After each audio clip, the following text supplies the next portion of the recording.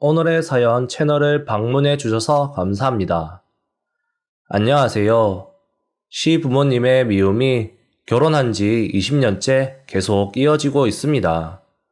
일단 같이 사는 건 아니지만 근처에 살고 있어서 이것저것 볼일을 보고는 우리 집에 오십니다. 선물 받은 사과 가져왔어. 그냥 시간이 남아서 와봤어. 등등 이러면서 알아서 오십니다. 근데 그냥 오는 게 아니셔서 싫어하기도 힘듭니다. 오늘 된장국 많이 싱겁다. 기본적인 요리도 못하는구나. 며느라, 시어머니 본 좀 받아서 청소 좀 깨끗이 해라. 돼지우리도 아니고 집이 이게 뭐니? 시부모님은 제가 하는 거에 일일이 트집을 잡습니다. 20년 동안 매일같이 잔소리하지만 남편은 무신경합니다. 또 시부모님이 잔소리하시러 집에 오셨길래 여보, 당신이 집에 오시는 거 불편하니까 오지 말라고 말 좀 해줘. 라고 호소해봐도 알았다고만 하고 아무것도 하지 않습니다. 자신의 부모님과 며느리 사이가 좋지 않은 것을 신경조차 안 씁니다. 왜냐하면 시부모님의 말씀에 악의가 있다는 것을 깨닫지 못하는 것 같습니다. 물론 저도 당하고만 있는 건 아니고 반박도 합니다. 아버님, 건강검진 결과에서 건강이 나쁘다고 해서 소금을 적게 넣었어요. 근데 어머님도 청소 별로 깨끗이 하지 않으시잖아요. 라고 말해봤지만 싫은 소리만 더 심해질 뿐입니다.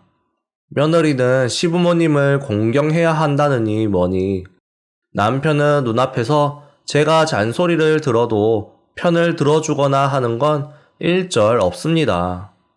그리고 저희는 20년째 매달 시부모님께 50만 원을 드리고 있습니다. 부탁을 받아 드리는 게 이유이지만 솔직히 생활은 어렵습니다. 무심한 남편에게 용돈 드리는 걸 그만하자고 얘기해봐도 부모님께 물어보라는 말만 되풀이합니다. 저도 파트타임 아르바이트 하지만 생활에 보탬이 될 정도는 아닙니다. 매월 50만 원씩 고정 지출이 생기면 생활이 확실히 쪼들립니다.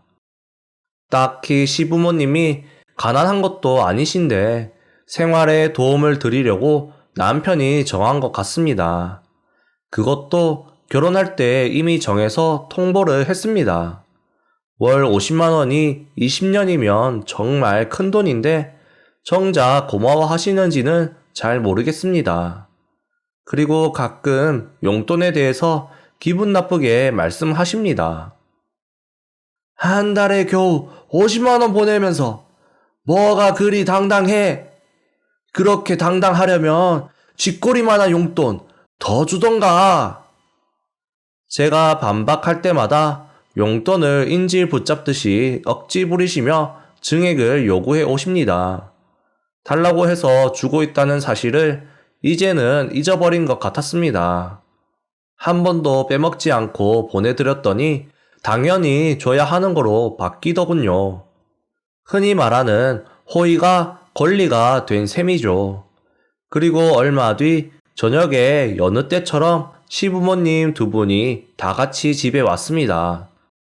오늘은 근처에 일 있어서 갔다 오는 길에 한번 와봤어.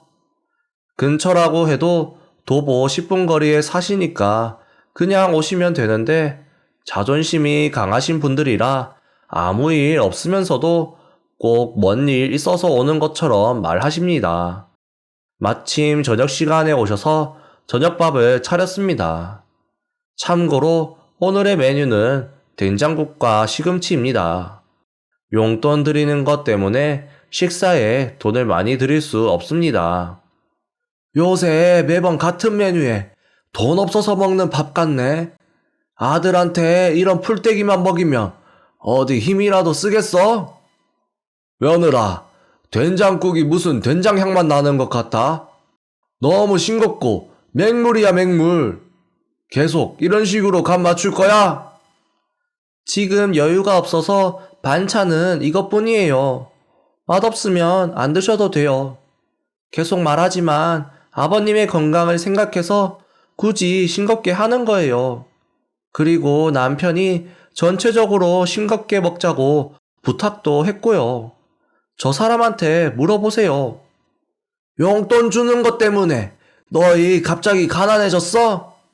아들 대기업에 다니고 돈도 많이 벌면서 그 정도 용돈은 아무렇지 않잖아. 너 때문에 힘든 거 아냐? 그러고 보니 저번 달에 명품 가방 있는 것 같은데. 그런데 돈 쓰니까 풀떼기만 잔뜩이지. 쇠가 빠지게 돈 벌어오면 뭐해? 허튼데 다 쓰는데. 아들 생각하니 눈물이 다 난다. 그 가방은 10년 전에 산 거고 예전부터 있던 거예요. 정말 눈치는 개나 줘버리고 하나부터 열까지 하나도 마음에 안 드네. 용돈 주는 게 힘들어?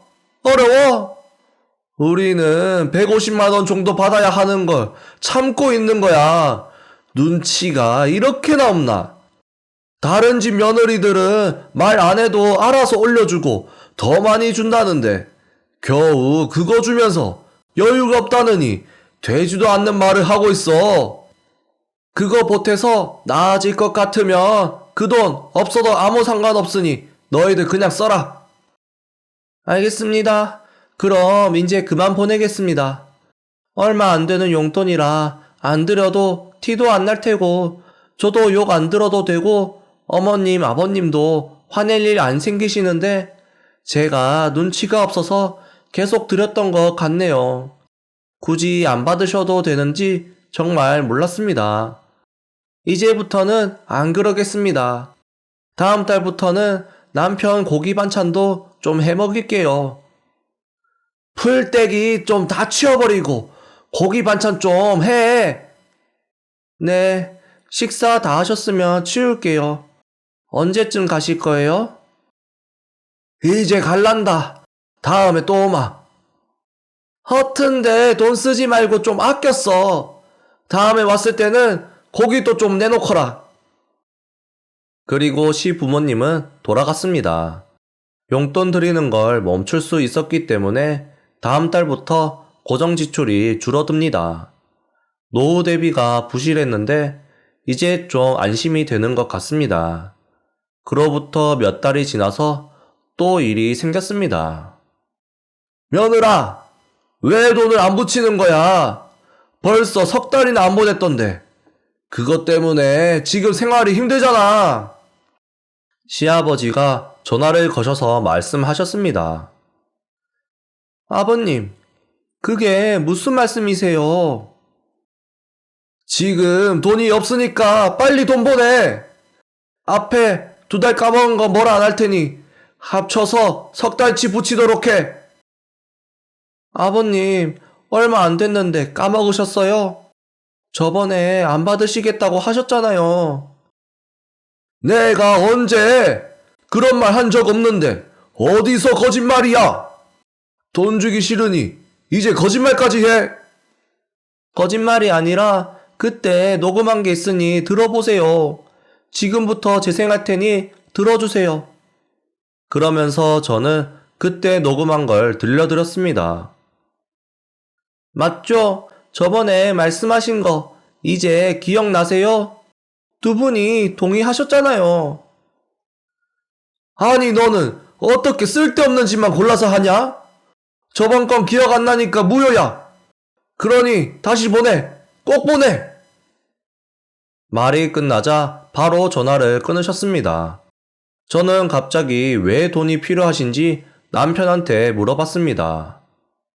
여보, 방금 아버님한테 전화 왔는데 다짜고짜 용돈 안 준 것까지 포함해서 바로 달라 하셨어. 지금 빚을 못 갚아서 압류 들어오는 모양이야. 그게 무슨 말이야? 아버님 빚졌어? 그런 말은 처음 들어. 빚은 내가 어렸을 때부터 있었어. 원래도 아빠 가게 잘 된 건 아니지만 최근에 너무 안 돼서 경마장 다니면서 스트레스 풀었나 봐. 근데 뭐 맨날 지기만 하니까 빚도 제법 졌대. 엄마는 명품 좋아하고 씀씀이도 해프니까 늘어난 이자가 감당이 안 되나 봐. 원래 빚 갚는데 도움받으려고 매달 돈 붙여달라는 거였는데 지난 몇 달 동안 안 보냈는데도 평소처럼 쓸 거 다 쓰면서 생활했나 봐. 그러다 발등에 불 떨어지니까 우리한테 돈 달라고 하는 거지. 근데 이제는 안 도와줄 거니까 그냥 무시해. 남편이 아무렇지 않게 말했습니다. 근데 보통 생활비 50만 원 줄었다고 해서 갑자기 집이 기울진 않을 텐데 얼마나 대책 없이 쓰고 감당 못할 빚까지 지는지 이해가 되지 않습니다. 저는 고민됐습니다. 다시 원래대로 들어야 할지 아니면 남편 말대로 무시해야 할지. 남편에게 정말 무시해도 되냐고 물었더니 뭐 지금은 그 돈 가지고 턱도 없을 것 같은데 뭐 우리가 잘못한 것도 아니고 우리가 계속 감당할 수 없으니 그냥 무시하고 주지 마. 그리고 계속 재촉하면 내 핑계를 대도 되고. 남편은 작심한 듯 말했습니다. 저는 이 내용을 시부모님께 전달만 하면 될 것 같았습니다. 그런데 며칠 뒤 예상 밖의 일이 생겼습니다. 저녁 무렵에 초인종이 울렸습니다. 나가보니 그곳에는 얼굴이 새파랗게 질린 시부모님이 서 있었습니다. 무슨 일 때문에 오셨어요? 저는 시부모님이 오신 게 반갑지 않은 티를 냈습니다. 집이 없어졌어. 네? 벌써 집을 뺏겼어요? 저는 뜻밖의 말에 깜짝 놀랐습니다. 이자 조금씩 밀린 지 좀 됐었는데 이번에 압류 들어오면서 집도 경매로 넘어갔어. 집은 어떻게든 지키려고 했는데 용돈도 끊기니 하루하루 먹고 사는 것도 힘들게 됐어. 엊그제 집이 낙찰돼서 이제 살 곳도 없다. 평소와 달리 진심으로 침울해하는 기색이셨습니다. 빚 무서운 줄 모르고 자존심만 세우다가 집까지 이르신 거죠. 사정은 알겠습니다. 근데 왜 저희한테 오셨어요? 우리랑 같이 살지 않을래? 왜요? 저는 단점뿐인 며느리인데요. 부모님과 함께 살게 해주며 고맙다고 해야지. 이래서 기본이 안 된 것들은 정신교육부터 해야 해. 효도하고 싶지 않다는 게 그게 말이나 돼? 평소의 모습을 되찾은 시아버지가 말했습니다. 저는 대답보다 지금의 형편을 말씀드렸습니다. 사실 남편이 회사를 그만둬서 지금 백수예요. 그러니까 저희도 여유가 없어요. 저희도 입에 풀칠하기 힘든데 어떻게 같이 살겠어요? 저는 최대한 난처한 척을 했습니다. 그러자 예상하지 못한 말에 놀라신 듯 했습니다. 그럼 우리는 앞으로 어떡하라는 거야? 회사 그만둔 거야? 정년까지 어떻게든 다녀야지. 그만둬버리면 어떡해? 요샌 정년까지 버티기 힘들어요. 이번에 희망퇴직 신청 받는데 신청하라는 압박이 와서 어쩔 수 없이 신청했어요. 연금 받으려면 10년 정도 남았는데 어떻게든 다닐랬지만 방법이 없다네요. 말이 희망퇴직이지 사실상 구조조정인 거라. 남편이 저번에 회사에서 크게 실수한 게 찍혀서 1순위로 나가야 하는 거죠. 그래서 앞으로 연금 받을 때까지 저희도 어떻게든 생활해야 해서 정말 함께 살 여유가 없어요. 하고 저는 웃음을 참으며 말했습니다. 자기 아들이 힘든 상황에 놓였다니까 더 이상 억지 부리지 않으셨습니다. 그러니 살 집도 직접 알아보셔야 해요. 그리고 당분간은 두 분 생활하시는 건 두 분이 알아서 하셔야 해요. 저희도 이제 도움 드릴 수 있는 게 없어요. 저는 할 말만 딱 하고 뒤돌아서 집으로 들어갔습니다. 시아버지는 뭔가 외쳤지만 잘 안 들려서 그냥 무시했습니다. 근데 사실은 남편이 회사에서 찍혀서 그만둔 게 아닙니다. 정말로 희망퇴직 모집이 있어서 신청했을 뿐이고 원래 하고자 하던 게 있어서 계획하에 그만둔 거죠. 그래서 남편은 지금 매우 바쁘게 살고 있습니다.